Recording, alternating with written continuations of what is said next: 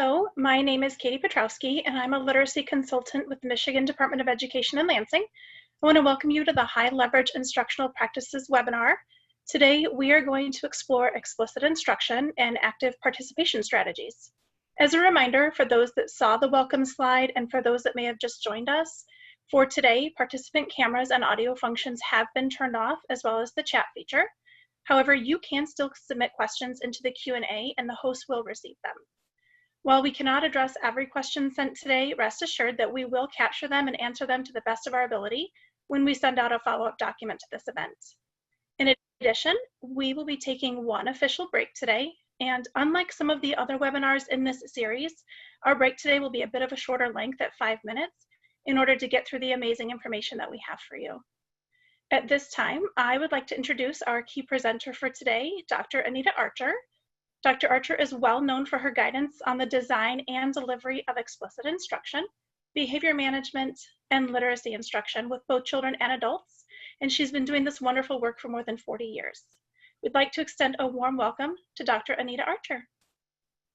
Thank you, Katie. What a gift it is for me to be in Michigan.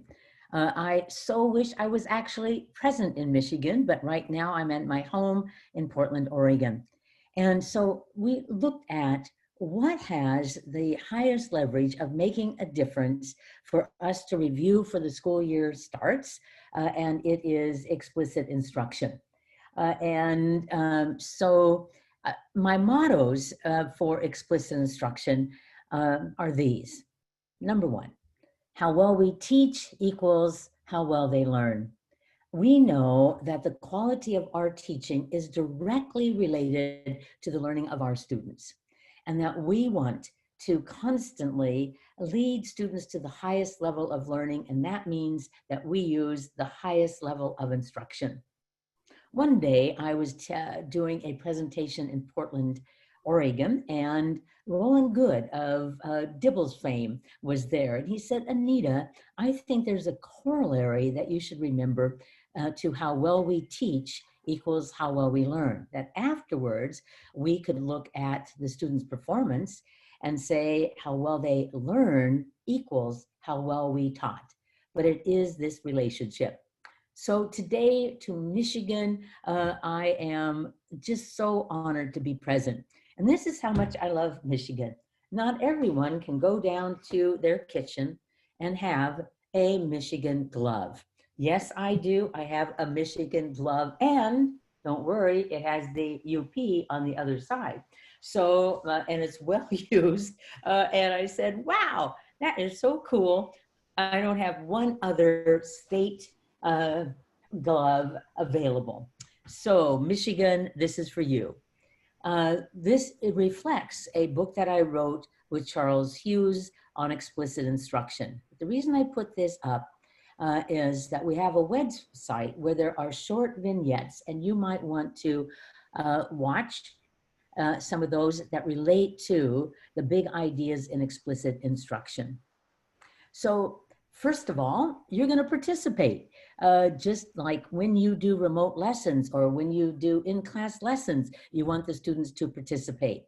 So the first thing I want you to do is get a piece of paper and everyone needs to replicate that on the paper.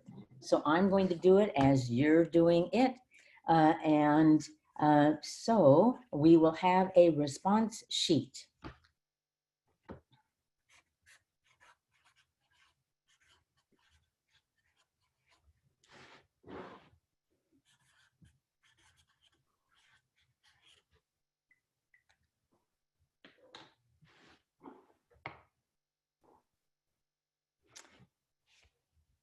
I had you do this because we're going to use it throughout the session, but also because in your classroom, if you're physically distancing, if you're remote, if you are doing live lessons remote or recorded, this is probably one of your best bets for active participation. So we're going to use it throughout this session. So if you have yours done, hold it up now, no matter where you are. Yes, hold it up. I'm looking, I'm looking, I'm looking. Great. All right. So here's the other things that we are going to do.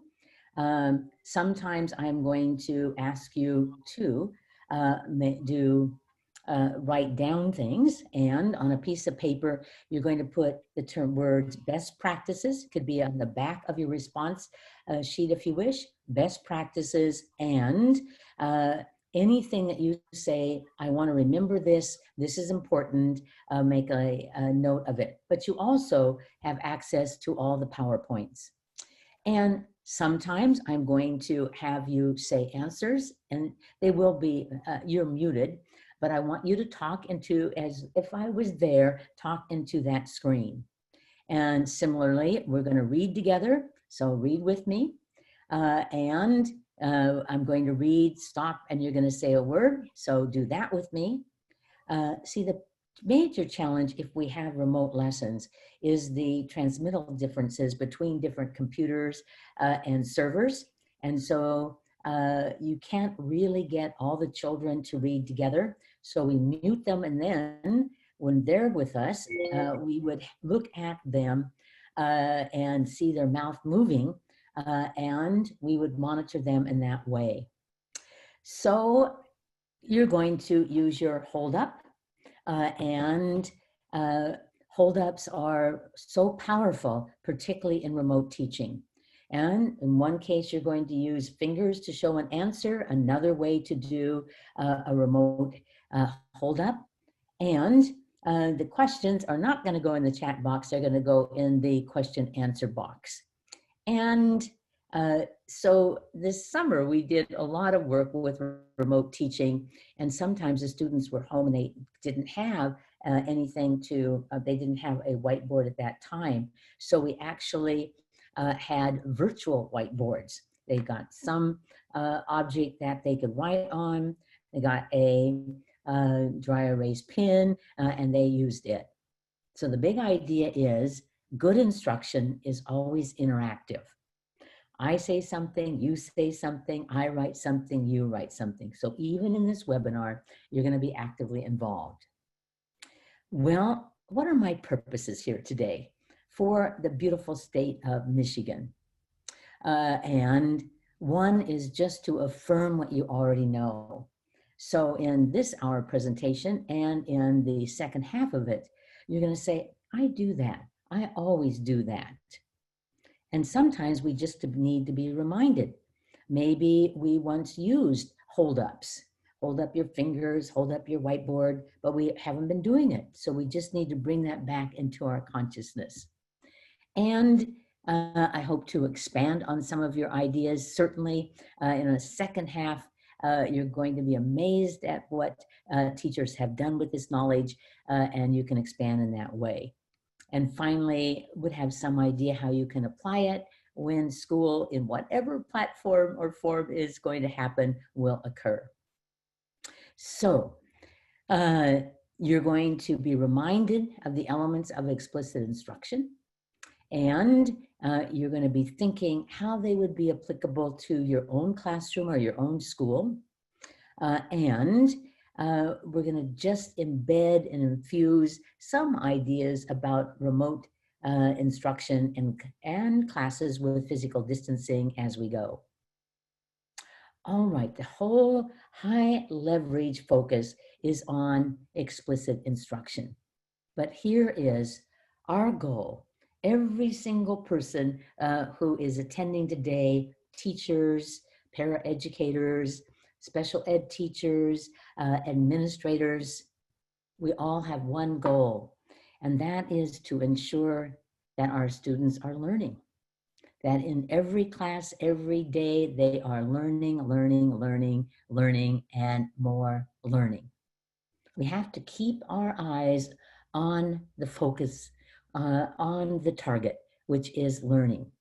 No matter how we're opening our schools, this is what is necessary. This is what our children cry for. This is what is going to be really motivating to them is I am learning. And, you know, this summer, I had time to reread and read many books. And this statement by Fullen sort of summarizes what all of us in all of our roles have to remember. I'm going to read when I stop, you say the word. No system or district in the world has made significant gains for students without a relentless focus on the learning and teaching process. No matter what our situation is, we have to focus on what do we need to do in terms of teaching that will make the most difference in terms of learning. It's basically our moral imperative. Never in my 54 years of teaching have we been in so much need of moral imperatives in all walks of life, including education. And as Fullen said, the moral imperative in education consists of a deep commitment to raising the bar and closing the gap of learning for all students. That is the equity that we are striving for, that all students will learn at their highest level. And so we are going to do that when we teach in the classroom, when we teach in the classroom with physical distancing, when we teach in the classroom with recorded lessons, and when we have distance learning that is live instruction. It doesn't matter the platform, it's still, our goal is learning to raise the bar and close the gap for all students. And here's some guiding principles that I've really been stressing during this pandemic. And one really important one is this: good instruction is good instruction.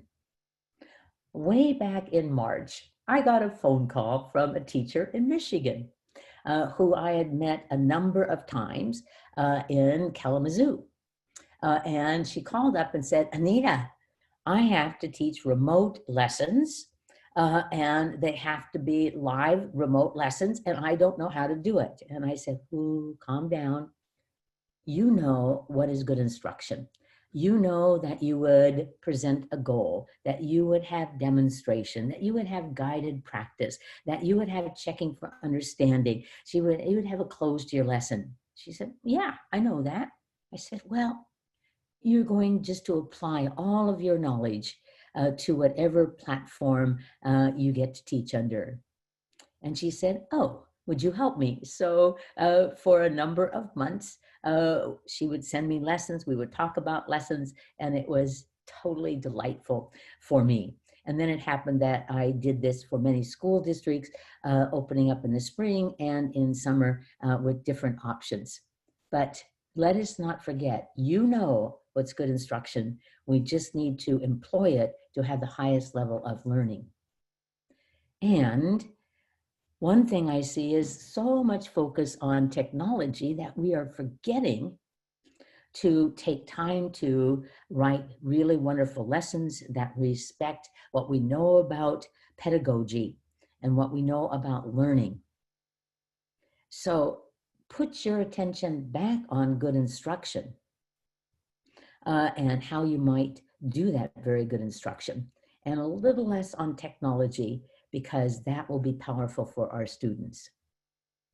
And what I have learned over time, and particularly this period of time working with districts, doing remote instruction, doing remote recording instruction, and that is keep the structure predictable, no matter how you offer it.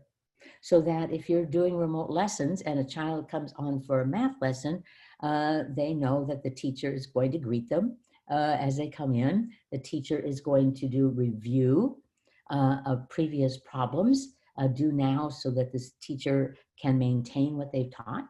The teacher is going to introduce the target or objective for the day. If it's new, the teacher is going to do demonstration, guided practice, checking for understanding, and have a formal close to the lesson. Predictable, simple. This has power in terms of the instruction and subsequent learning that occurs. Just two more little things. Remember this. I've been studying a lot of cognitive science, and these are my two big takeaways. What they think about is what they learn. What they think about is what they learn. And so I want to teach, no matter the platform, I want to teach so the students are focused on the most important information. And, oh yes, you know, I'm just looking out at my window. I have a woodpecker pair that's out there drumming away right there at the branch. It's probably not 10 feet from me. See, now all of you are thinking woodpeckers. You are not thinking good instruction because I took your attention away. And I did it intentionally, but there is the woodpecker. And so I might have to send you my videos of the woodpeckers over time. Okay, back to here. So you want them to be thinking about math or reading or science or social studies or music or art. Then you need to keep their attention on that. What we think about is what we learn. And one little reminder about motivation. This is my favorite equation emerging from the research on motivation. That first, if I'm going to be motivated, I have to have success. And then I have to believe that it's important, that's of value to me. And then I am very willing to be motivated and put extra energy into it. Good instruction is good instruction. Critical for us to remember. Focus on learning and teaching, not just technology. What we think about is what we learn. And if I want them motivated, I'm going to have to teach so well that they're successful and they know it is of value. Well, with that background, let's leap on systematic instruction. Okay, teacher talk for a moment. Notice that my cursor is like a laser. Like some of you have had PowerPoints up and you use your laser to get someone's attention.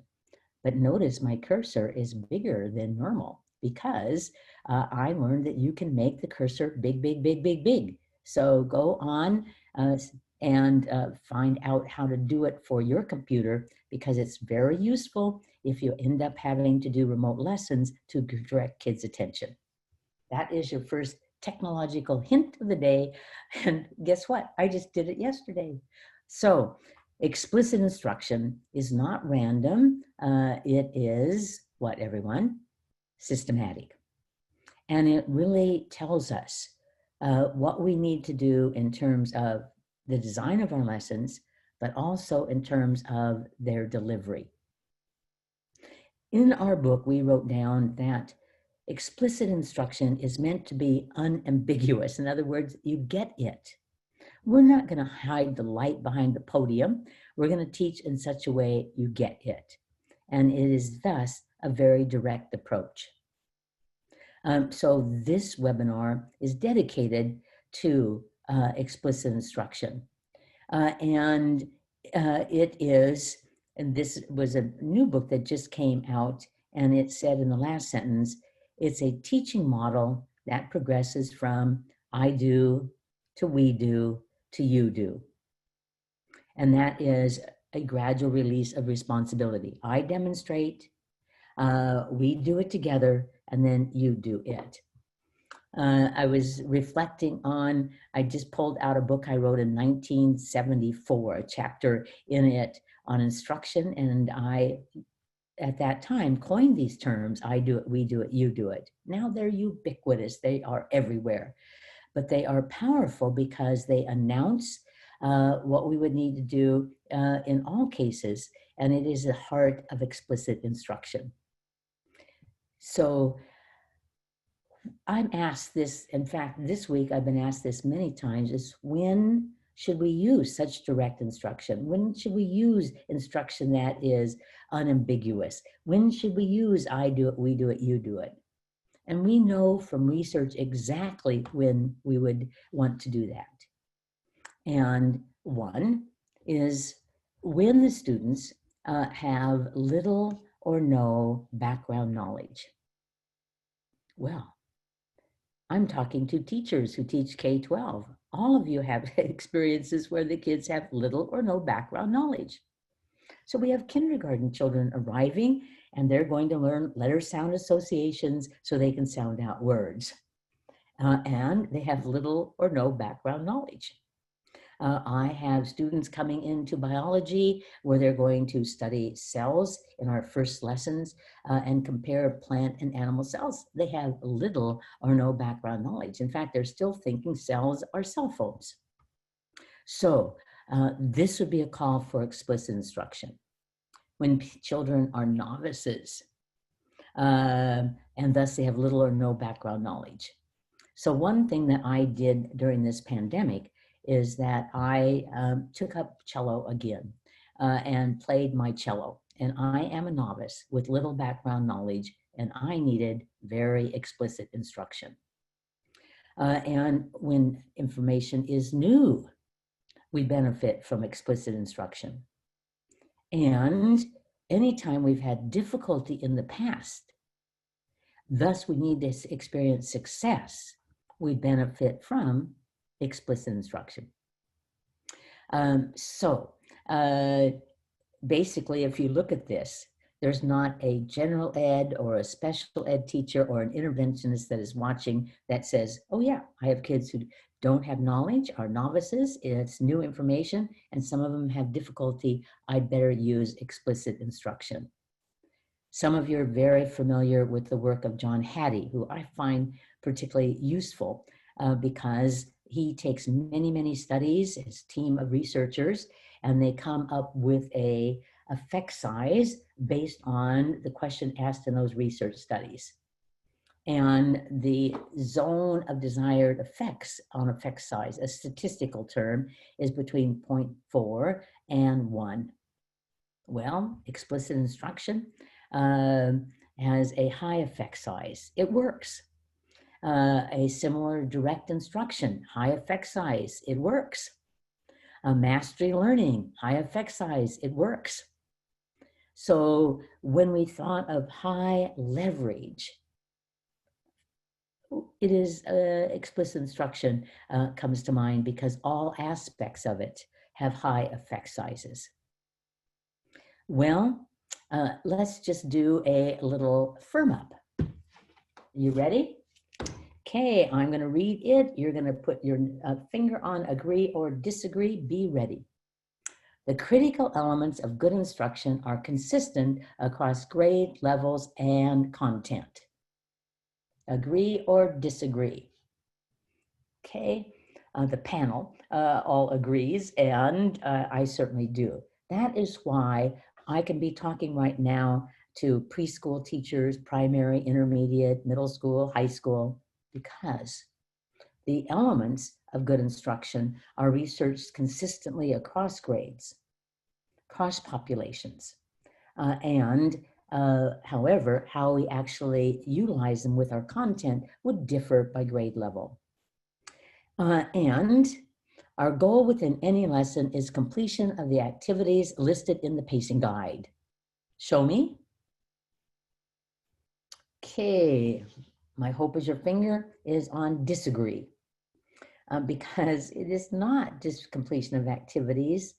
The outcome is learning and more learning and more learning.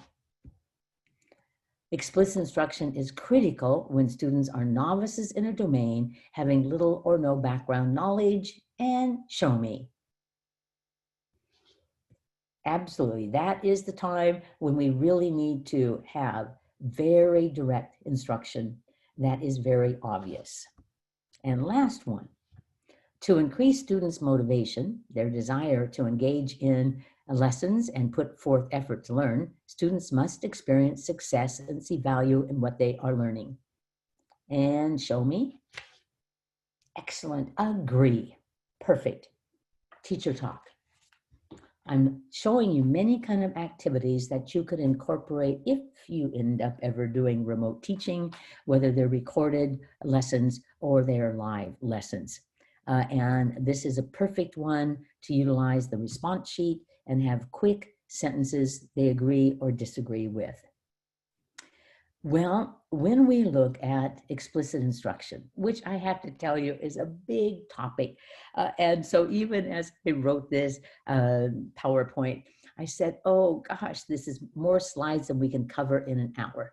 And so if I skip a slide, you'll just have to skip with me and say, I'll have to read it when I have all the slides in front of me. Oh, it is a problem with Archer, always thinking that she can cover much more. So when we look at explicit instruction, we know that we have to be selective in terms of the content we teach. And then we have to design lessons that are organized for the students and focused on critical content. And one of the most critical things, it doesn't matter how I am delivering the instruction, but the delivery makes a difference. Getting responses, monitoring, giving feedback makes a huge difference in students' gains. But they also need practice. So we're going to touch the big ideas. And when you reread the slides, you'll capture some of the additional details. Let's look at content first. And what do we know about content as an aspect of explicit instruction? Well, read it with me and go. Let me get my cursor. Don't you love that cursor? Okay, and read it with me and go. Focus instruction on critical content. Critical content. Teach the stuff and cut the fluff. Boy, our students have lost at least 3 months of instruction. And we need to thus be even more intentional to be certain what we are teaching is going to make a difference. Now, one of the big movements across Michigan, across the United States, has been on optimizing our instruction on reading to ensure that students by the 3rd grade are fluent, accurate readers. And so we're looking at all of our curriculum and saying, what is critical? And one thing we teach is what is called word learning, word level reading, decoding. Can they read the words? And we know exactly what we need to include there. Phonemic awareness, so they can hear the sounds and manipulate them. That they would know phonics, letter sound associations, and the ability to apply that knowledge to figuring out words. That they would need to build up instant recognition of as many words as possible. And thus they would have more fluency, which would be that they are accurate, that they have appropriate rate, and they have expression. But in order to have good comprehension, not just the ability to read the words, but they also would need comprehension of our language, particularly vocabulary and background knowledge. So here we have a body of knowledge that guides us every day as we are teaching reading and what is essential. And then we have Michigan standards. And so this is popped out from your Michigan standards. But one of the things we need to do is, if we're going to do critical content, is we be selective. So think with me.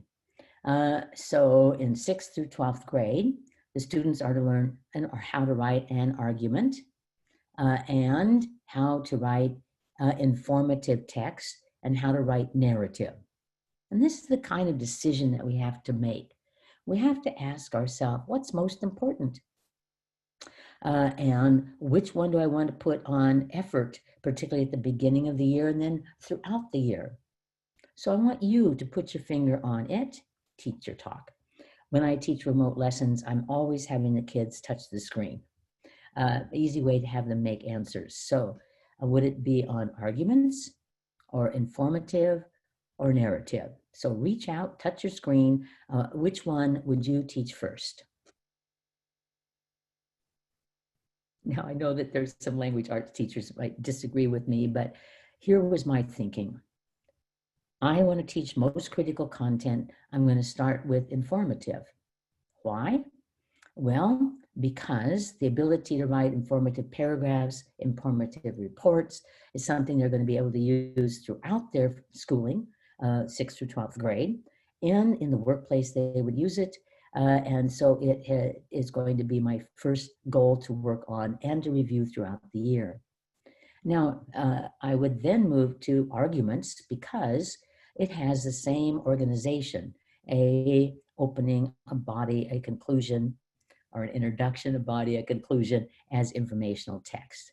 Now, narratives, I would put third, simply because how often are you going to use that? Not as often as informative and arguments. I want to empower you with what you're going to use. So we got to make decisions about critical content. And we also know that if it's difficult, we better break it down into obtainable steps. So here's just some recent examples. I was working with a district reviewing early reading. And so we looked at sequences broken down so that the students could learn them over time. This is from that young woman in Michigan. So we went through and looked at the units she taught in math and broke it down into obtainable pieces. This is an example from teaching social studies. That first the students would be able to name the branches. They would be able to tell the functions of the branches. They'd be able to compare the functions. They'd be able to tell the limitations and then understand balance of power. So breaking it down into obtainable pieces so that I do not have like too much information coming in, cognitive overload. So content, critical, broken down. And then we have the design of instruction. And not surprising, the research on instruction shows that those teachers, those value-added teachers that have organized, focused lessons are likely to make the most difference. Well, you know that. All of us have had an experience where we've taught a very organized lesson, very focused, and the students had brilliant learning. We've also, every single one of us have had the situation where we were less prepared and it was less organized, less focused, and the students were confused and didn't learn it. We all know this from our own experience. And so what might we want in an organized, focused lesson? Well, in the work with Charles Hughes, one of the things we did is we read every article we could find on lesson plans. And they were all consistent that the lesson would have everybody an opening, that they would have a body, and that they would have a closing. And so that is that kind of predictable structure that I mentioned earlier that we could do no matter our presentation. We even then looked at, well, what would you see in an opening and in a closing particularly? And so a very simple view of this is in the opening, no matter what the platform is, I'm going to grab your attention. I'm going to go back and have some review, and I'm going to preview. I'm going to preview the objective, the target of the lesson. So a short opening. And then a closing. Now I have to tell you, observation studies find that closing is absent from the majority of lessons taught in elementary, middle school, and high school. We sort of end our classes with this. No, our time is up. Clear off your desk. We're out of here. And storm the door is not a closing. So, and we do that in remote lessons too. I'm going to try to be certain I have a closing because you'll be watching for it, where I could go back over the big ideas. I could tell you what we would do in the next lesson, or in this case, the next webinar. I could even assign independent work. But a structure is useful to the students. They know what is going to occur in the lesson, but it's really helpful to the teacher because as I'm planning, I can say, what review am I doing? What is the goal of the lesson? How am I going to review at the end? What are we going to do in the next lesson? What assignment am I going to give? So it is useful to both parties, the learners and the teachers. Well, if we dive in and look at the research on elements of explicit instruction, we find that there are other things that are important to the design, and they're not going to surprise you. We just have to be reminded to do it. And one of them is, and read it with me, and go. Begin lessons with a clear statement of the lesson goals. And so, boy, we've taught this in my 54 years of teaching. It's been given many different titles. So we had behavioral objectives. We had behavioral objectives that turned into I can statements, I will statements. Sometimes teachers had like I hope statements. I was working in Ohio yesterday and they talk about targets. Today, many books are written about goals stated as learning intentions and success criteria. I've not found any studies that found that one of those methods was better than another, but many studies to show that telling the students the goal of the lesson, telling them the learning intention, telling them the target has a very high effect size. Look at that. The children need to know what we're going to teach. And so let's just look at one example. So I was teaching, getting kids prepared to read this article, and the learning intention one in terms of vocabulary was that students will understand the meaning of key vocabulary words and use the words correctly. I like this because I could use that learning intention again and again and again, only the words would change. Don't we love something that is high outcome and low prep? I just would have to type in from where. So that day, I used learning intention and a success criteria. And the success criteria was that they could know that they learned it if they could select the critical vocabulary word when given the meaning, and that they could generate and write sentences. So that day, these were the words that I taught. And I'm going to quickly echo read. So when I say it, you immediately repeat it. Frigid, frigid, treacherous, triumph, uninhabited, expedition, labor, dismantled. Okay, I'm going to tell you about one of these words. You're going to lay down the fingers that represent the word. And when I say show me, you're going to show me. So I am thinking of a word that is a synonym for the word job. High in the air, show me. I'm waiting for the last person there. Raise your hand. All right, good.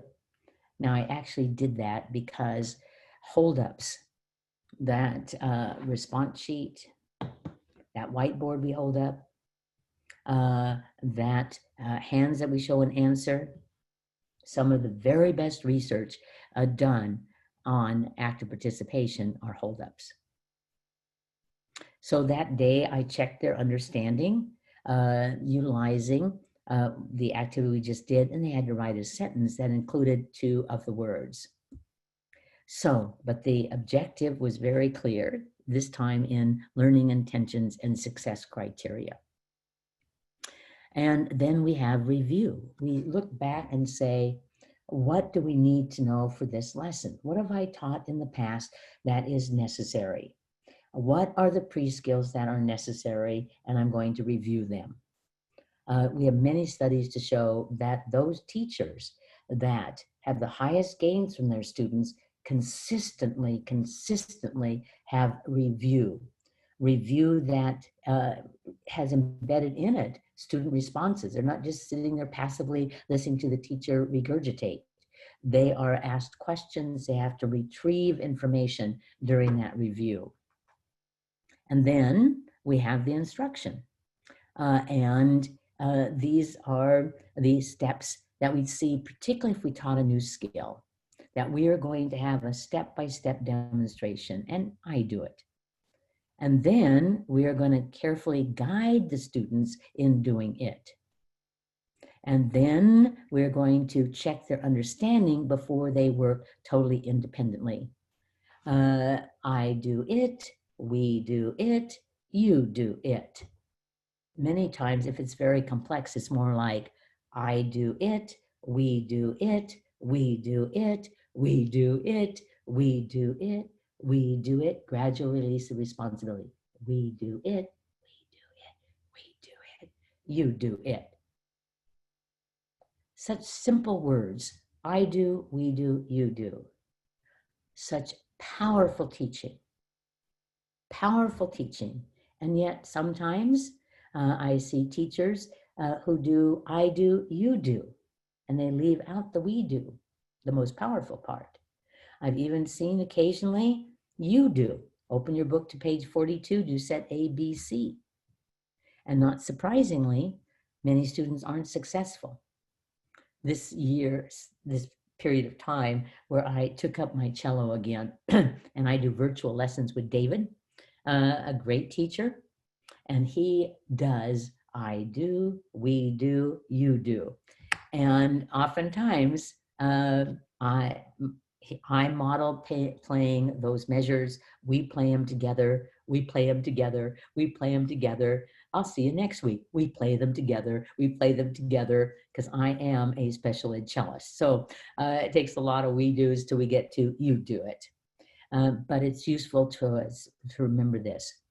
Now, I'm not going to go to every detail here, but I wanted to have a sheet that you could look at that would look at, well, what happens during the I do it? Well, I show you how to do it. I tell you how to do it. What happens during the we do it? I'm going to guide you. This is the step I tell you and you do it. This is the step I tell you and you do it. I'm going to guide you through it. And then you're going to do it on your own as I watch you, as I look at you to determine if we can go to independent work. So more details for you to make a little slide for yourself to guide you. And you know, I want you to know that there's more than one way that we could articulate I do it, we do it, you do it.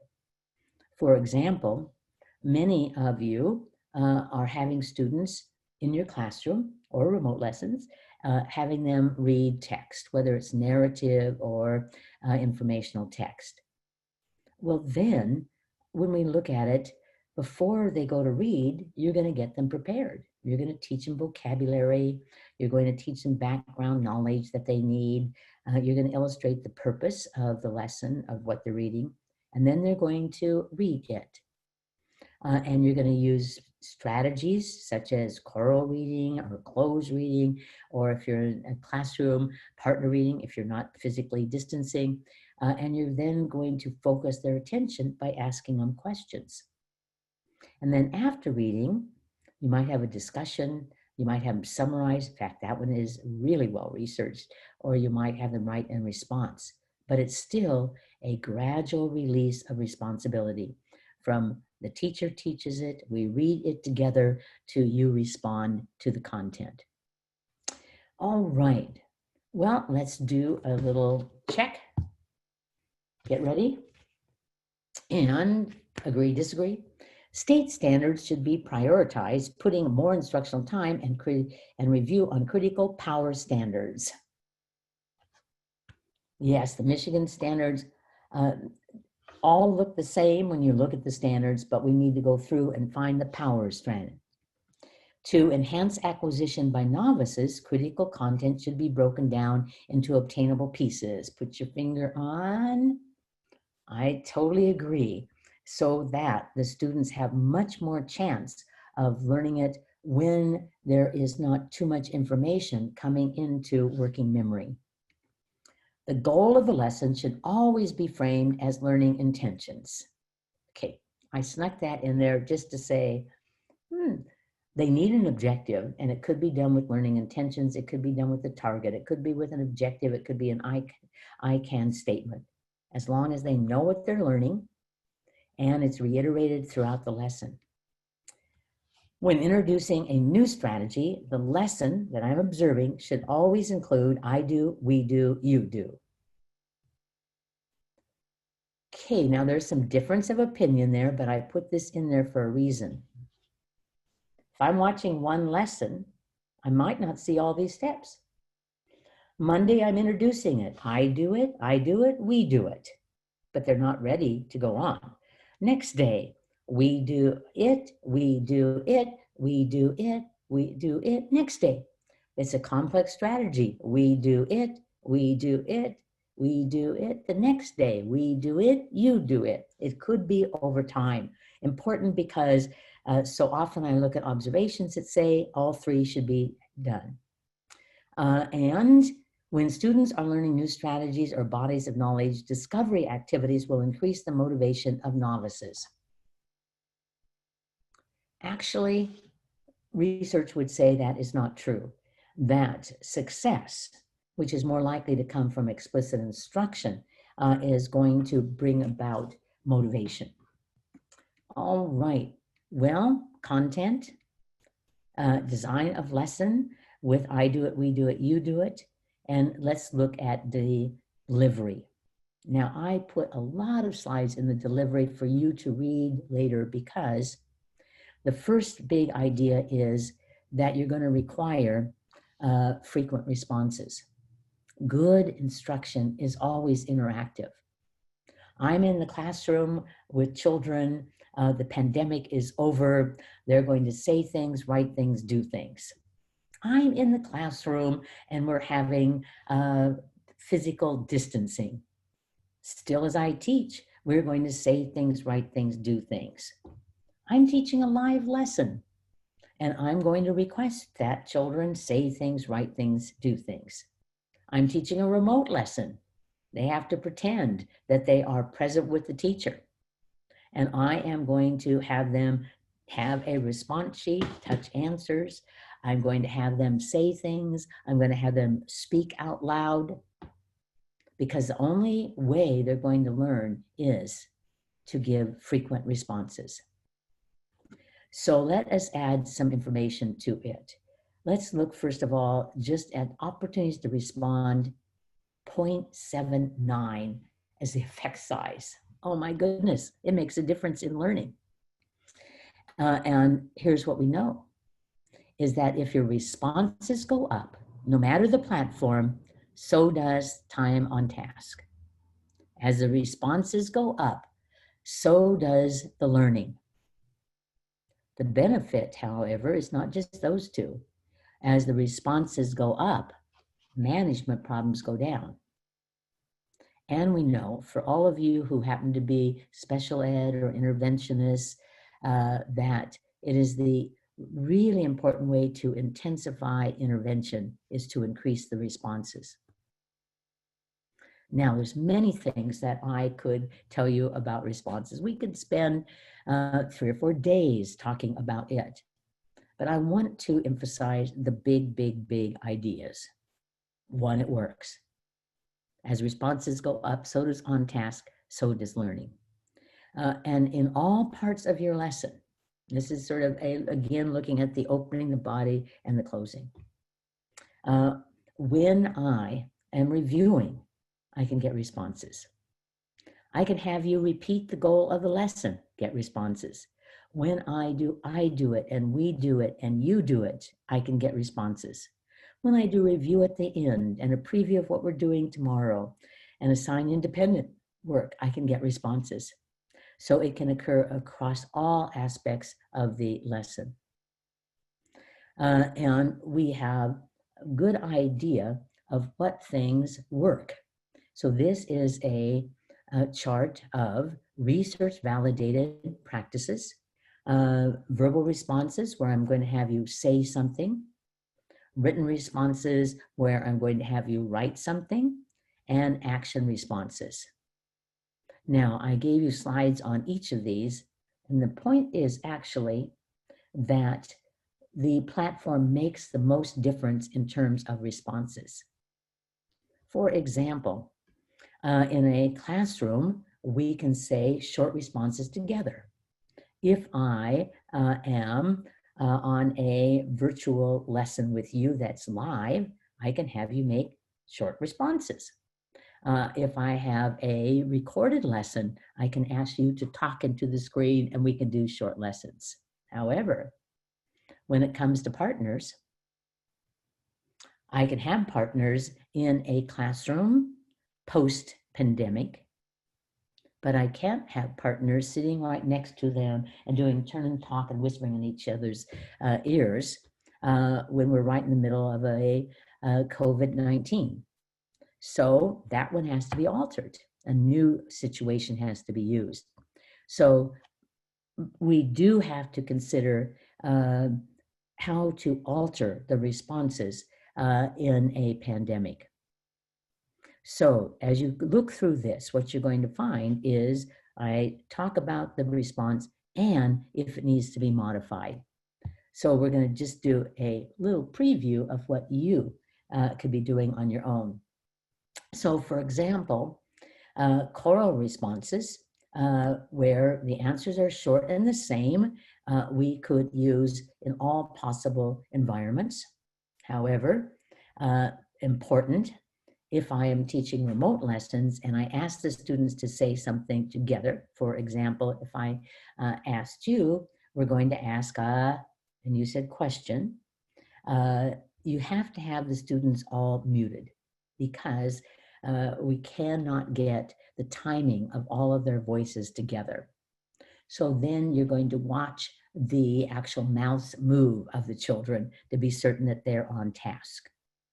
Same if they are looking down and you have to have a signal for them to say an answer. So I might say, look at your paper, read the first word when I tap. It's a very good signal for any remote lesson. But again, got to have the kids muted because you cannot get glorious choral responses on any remote platform.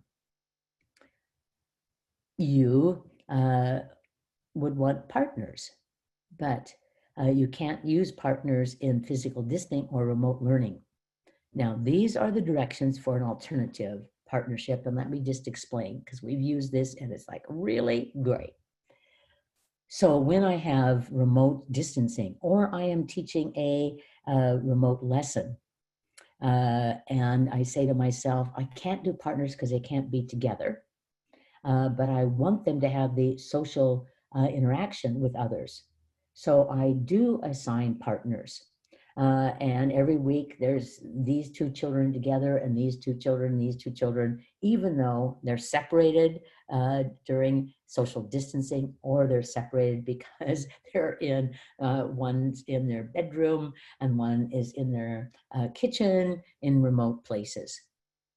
But when I ask a question, and I am teaching remote lessons, I give them a chance to think, and then I call on a student, and the student gives an answer, and then if they want to, they could say, partner, help me out.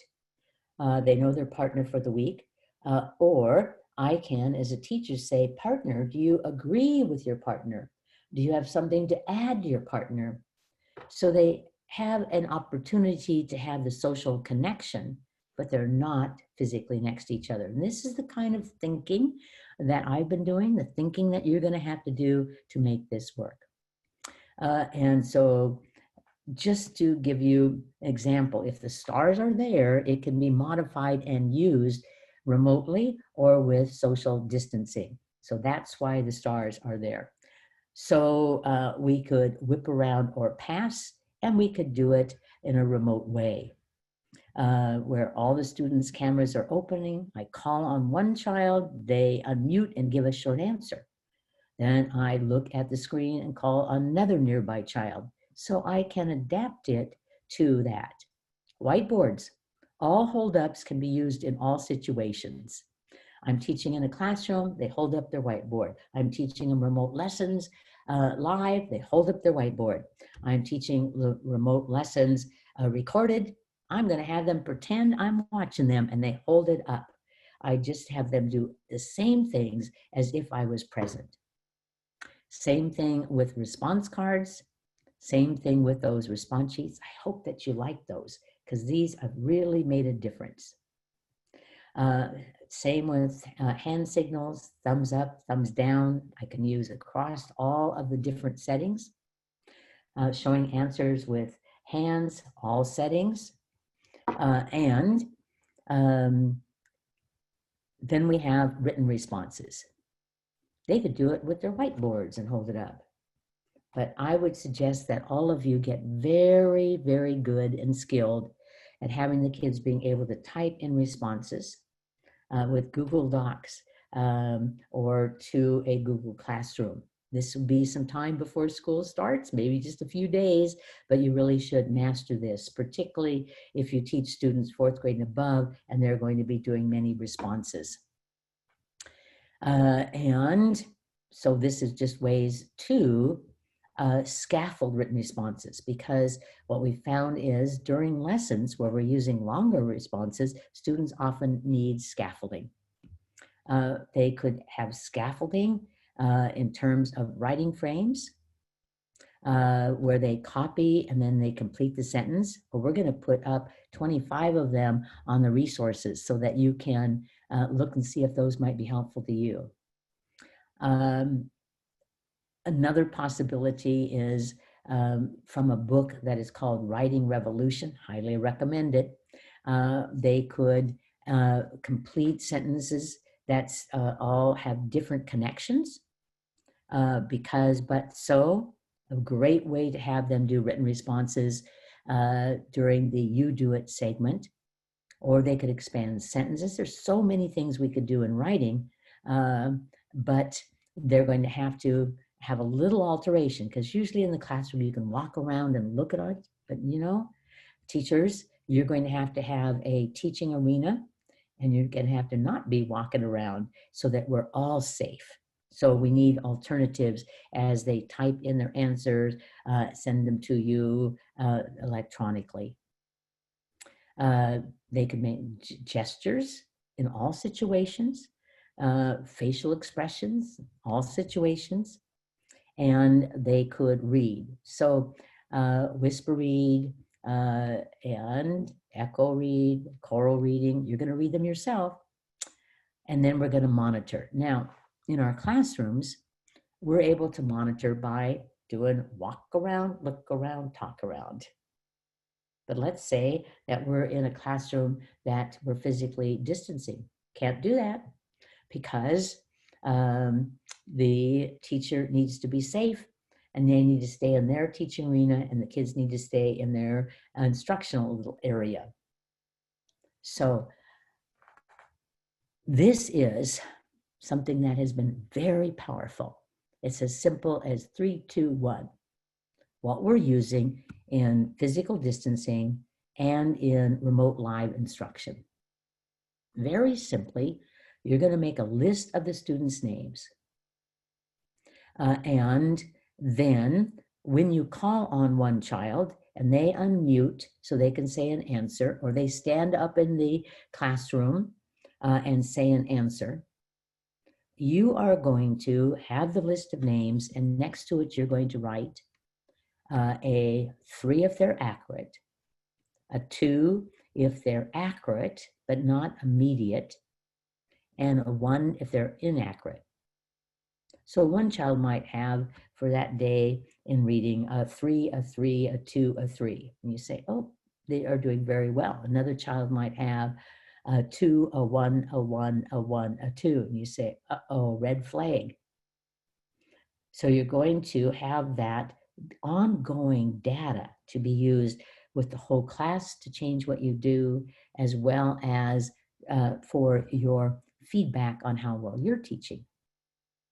But then you'll also have the numbers after their name to be certain that you are distributing the monitoring. Because we don't want to leave out children. We want equity.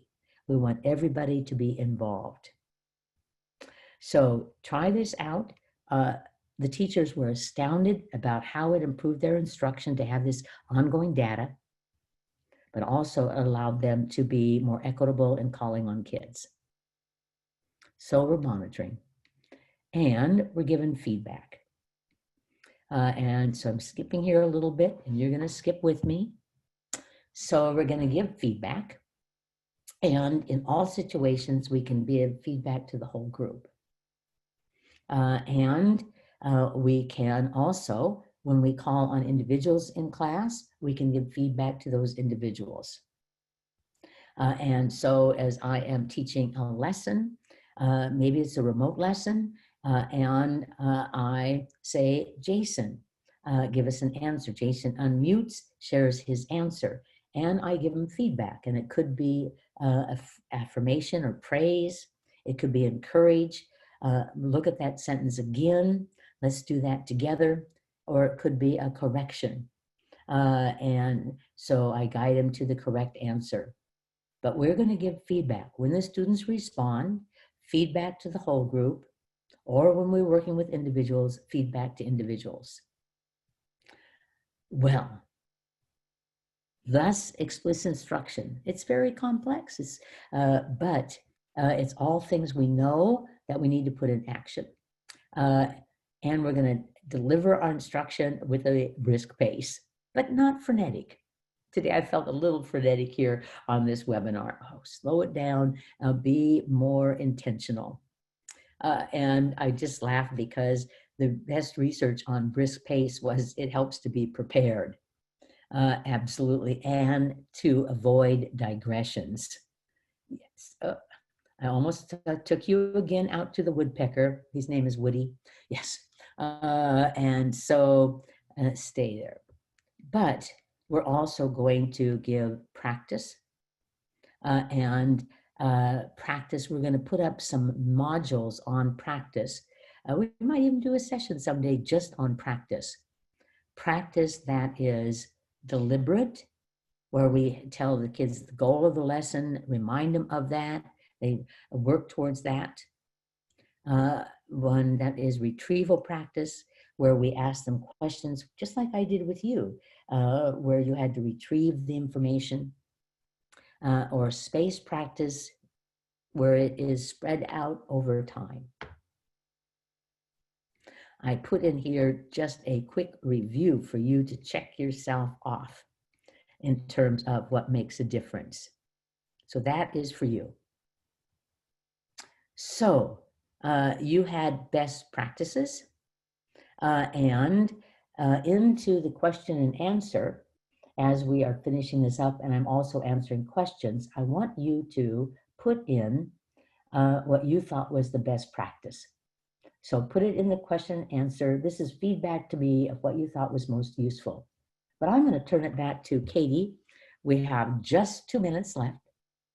But did we have any questions that came through already that you'd like me to answer? Yes, thank you for that wealth of knowledge, Dr. Archer. You're welcome, Katie. Thank you. We've had many wonderful questions come through the Q&A, which we will address as a follow-up document after the webinar. I know that you've touched base on some of the answers to these, but at this time I have a couple of questions that we've noticed trending from our guests today. Great. The first one is, do you have any insight in regards to how teachers can assess students that they don't know at the beginning of the year if they start remotely? So they are starting remotely and they don't know the students, and how might they assess them? Yes. And boy, there is a tough question, because most of our assessment would require that we met with individuals, and we might not have that possibility.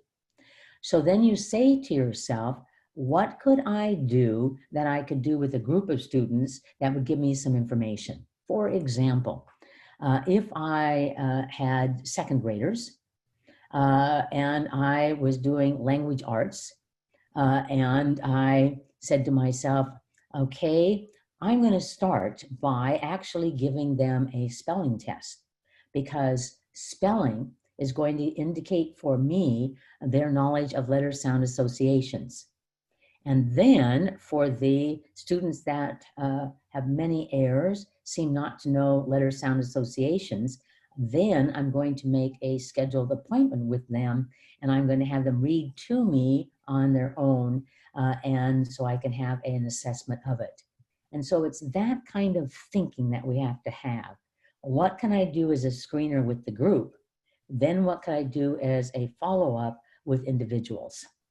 Great, thank you so much. The next question is, if I do a recorded lesson, how can I have active participation with my students? So I've done many recorded lessons, and I start by saying, hi, I'm Dr. Archer, and you are my students. And you are entering this where you're going to do pretend. You're going to pretend that you're in my class. You're going to pretend that you are like the very best student in my class. You are going to talk out loud. You are going to write things down. You're going to do things. So if I say, read what is on the screen with me, and I put my cursor under it, and I say begin, best practices. As I say it, you're going to say it with me. So you're just going to have to pretend that right behind your screen is Dr. Archer. And you're going to, because learning requires that you say things, you write things, you do things. So that is exactly what I do. Thank you. And the last question that we'll address live here today is about how many minutes would an online lesson be when using explicit instruction and active engagement? So this is a live session that you're doing with your students. About how many minutes would that lesson be? Well, so that again depends a little bit on the content and the age of the students. Most of the lessons that schools are doing are 30 to 45 minutes. Now I just did an hour, and I hope I kept your attention and involved you by thinking about when to place active participation and how to do it. 30 to 45 minutes. Now, just one little reminder is that so many people are going to end up going to remote lessons, either live or recorded. And one thing I see is sometimes we're forgetting what we do at the beginning of the year. What do? You teach rules and expectations. You teach routines and practice them. Well, that's what you're going to do as you start your remote lessons. You're going to introduce behavioral expectations before they are remote, during the time they're remote, after. And I know that your technical group has done some work on helping you out on this. But we'll also send some slides to put up on ours, Katie, that could be used. But you teach routines. Like if I'm teaching live and I want to call on kids and unmute, then I have to introduce how to unmute. And so then I have to have them practice mute, unmute, mute, unmute, mute, unmute, so we can do it fast. It's all about teaching, just like the beginning of the year, rules and routines, then launch into the content quickly. Thank you. Well, Dr. Archer, we cannot thank you enough for the information that you have presented today and for your time and dedication to education. We thank you. It is my gift. And go Michigan. Go UP.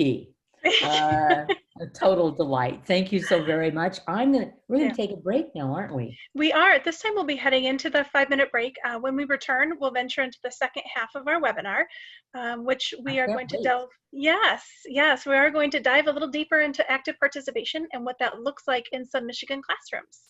So with that, yes, we will see you back in 5 minutes. Absolutely. Thank you. Thank you.